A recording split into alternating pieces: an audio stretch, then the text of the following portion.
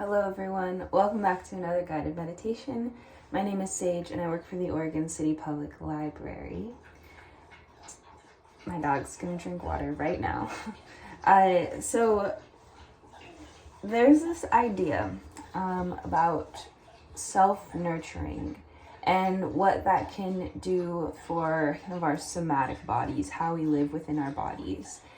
And we know, obviously, if you are hugged or touched by a loved one, that your brain releases oxytocin, that it feels really good, really warm, and is also just really beneficial for your mental health, right? So we can also kind of learn how to tell ourselves that we are also capable of providing this kind of comfort to ourselves. So this promotes that self-efficiency, which, we all love self-efficiency, but it also can reclaim a relationship that we may or may not have with our own bodies.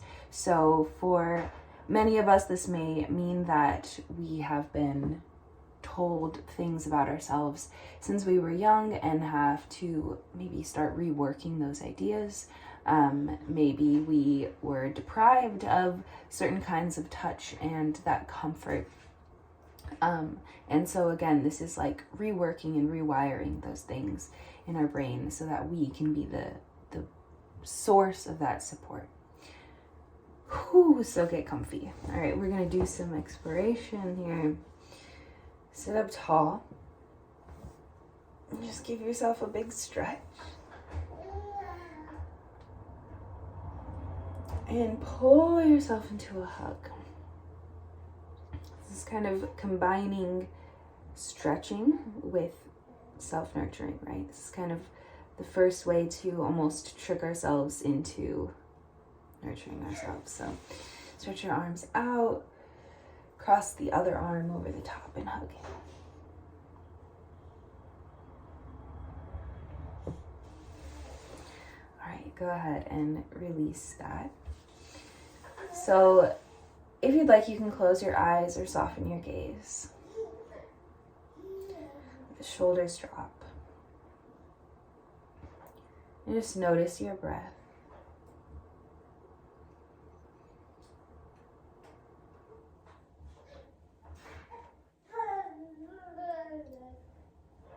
Maybe notice where you're holding on to tension. And in a lot of these meditations, I'll kind of say, start to release that tension if it feels comfortable or something along those lines.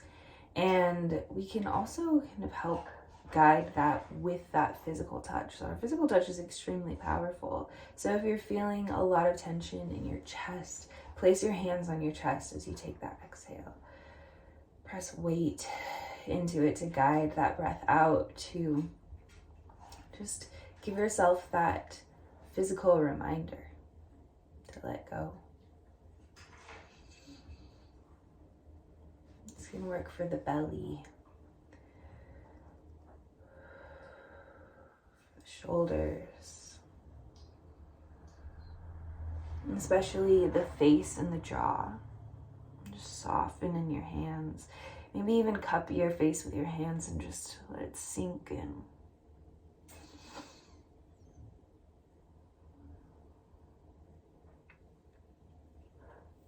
Good. So a lot of self-nurturing techniques you might already be an expert at. You might already be doing them without knowing them. Some of these things might include tapping things, maybe tapping your pen on the table, maybe tapping your body. So tapping your body can be really powerful. Sometimes this can be a lot because this is kind of releasing some of that stagnant tension in your body.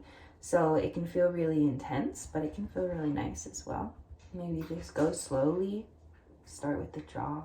It's really nice. You can do some tapping. You can't see my legs, but you can let your legs bounce. If you're someone who likes to pace, let yourself pace.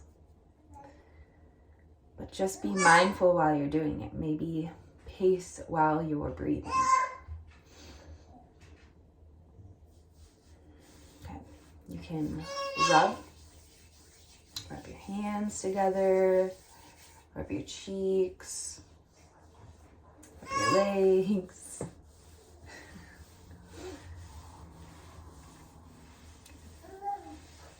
And one of my favorite ones, which is just something that I can kind of do when I'm in a place where I am feeling myself leaving my body. So when I'm feeling that kind of dissociation happening, whether it's through anxiety, or for me, I have a lot of like gender dysphoria or body dysmorphia, like those things might be reasons why you feel yourself kind of leaving your body.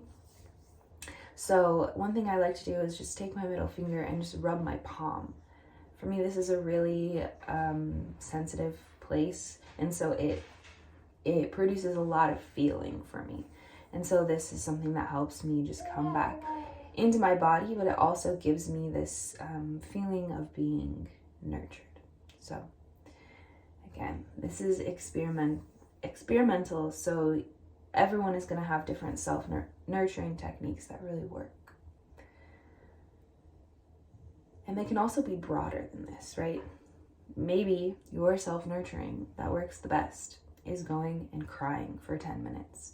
And this means recognizing that and giving yourself those 10 minutes to do that in a stressful day.